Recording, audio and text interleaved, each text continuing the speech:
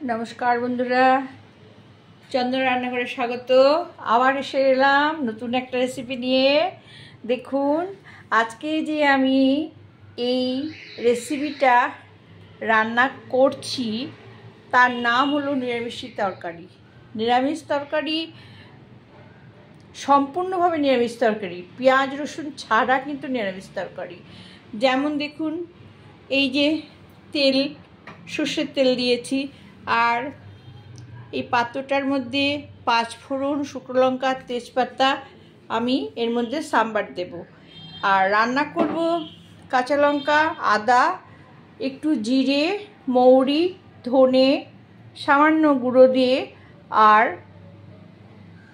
একটু নামানোর সময় ঘি দেব, আর চিনি, মানে মিষ্টি স্বাদের জন্য একটু মিষ্টি দেব। এই দিয়ে রান্না। সমস্ত সবজি দিয়েছি এর ভিতরে, পেঁপে, আলু, কুমড়ো, মিষ্টি আলু, এমনি আলু, গাজর, বিট, বেগুন, সব কিছু দিয়ে। আপনারা ভাবছেন যে নিরামিষ তরকারিতে এই যে আমি বিট দিচ্ছি, এটাই হলো বিশেষত্ব। বিট গাজর দিয়ে এটাই রান্না করবো, এটাই হলো বিশেষত্ব। কারণ বিট খাওয়া আমাদের শরীরের পক্ষে ভীষণ ভালো। সেই জন্যে বিটও আমি এর মধ্যে দিয়ে দিয়েছি। আচ্ছা, আমি উনুনটা ধরিয়ে দিচ্ছি।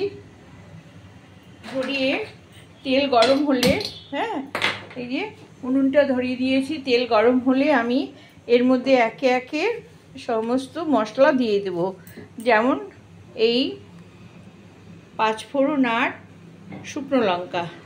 দেখেছেন মাটির পাত্রটা কি সুন্দর? আমার খুব পছন্দ এগুলোতে। আচ্ছা, আমি এর মধ্যে দিয়ে দিলাম। এটা গরম হতে থাক। গরম হওয়া পর্যন্ত আমি অপেক্ষা করব। তারপরে কাঁচা লঙ্কা আর আদা সম্বার দিয়ে সমস্ত সবজি দিয়ে দেব। দেখুন, সবজিটা আমি ঢেকে দিলাম, আবার খুলে দিলাম, আবার একটু নাড়াচাড়া করে দেবো। এরকম করে সমস্ত সবজি সুন্দর করে না ভাজলে কিন্তু ভালো লাগবে না। সুন্দর করে ভেজে তারপরে জল দেব। কিন্তু ভাজা হয়নি এখন, 5 মিনিট এখন আস্তে আস্তে ভাজা হবে।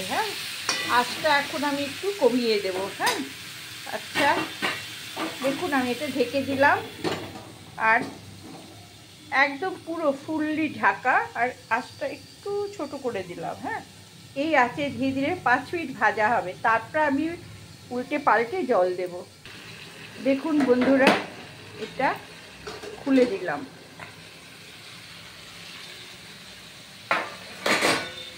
দেখছেন কেমন সমস্ত সবজি মজে গেছে? কেমন সুন্দর ভাজা ভাজা হয়েছে। এবার আমি এক গ্লাস ফুটন্ত গরম জল দিয়ে দেব। দেখেছেন?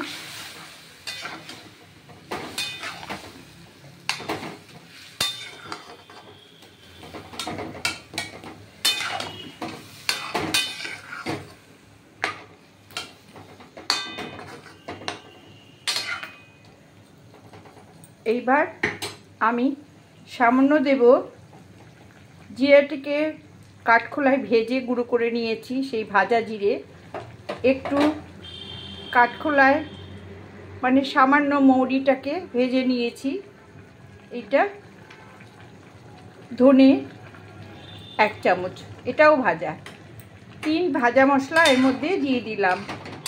ভাজা জিরে, ভাজা মৌরি ও ভাজা ধনে গুঁড়ো। এইটা এখন 5 মিনিট হবে। ঠিক এরকম আছে, 5 মিনিট ফুটবে। আবার ঢেকে দিলাম। দেখুন বন্ধুরা,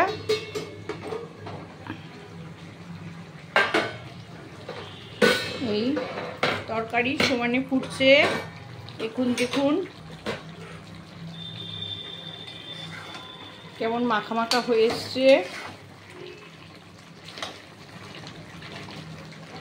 আর গাজর বিটের রঙে তরকারিটা যেন আরও সুন্দর হয়েছে।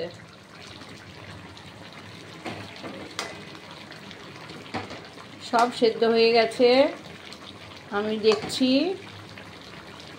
সব সেদ্ধ হয়ে গেছে। হ্যাঁ, এবার আমি কি করব, যারা মিষ্টি খাবেন, মিষ্টি স্বাদ হয়, নিরামিষের তরকারিতে একটু মিষ্টি দিলে ভালো লাগে, স্বাদের জন্য আমি একটু মিষ্টি দিয়ে দিলাম। হ্যাঁ, আর একটু মাখা মাখা করার জন্য একটু আটা ছড়িয়ে দিলাম।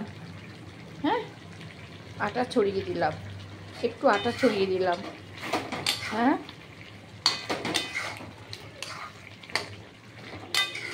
এটা আমার মা শিখিয়েছে, আমার মাও এটা দিত, তাই আমরাও দিই। আর এবার দেব একটু ঘি, সামান্য ঘি দিয়ে দিলাম, ওই 1 চামচ মতো ঘি দিয়ে দিলাম। হ্যাঁ, ব্যাস,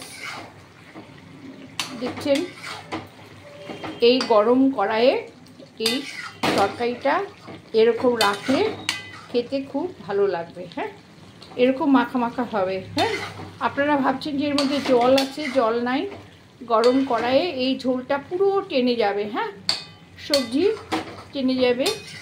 এটা আমি 5 মিনিট এইরকম ঢেকে রাখবো, তারপরে আমি সার্ভ করে দেখাবো। হ্যাঁ, ঢেকে রাখলাম। দেখুন বন্ধুরা কেমন সুন্দর হয়েছে।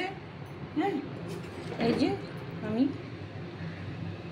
তুলে দেখাচ্ছি।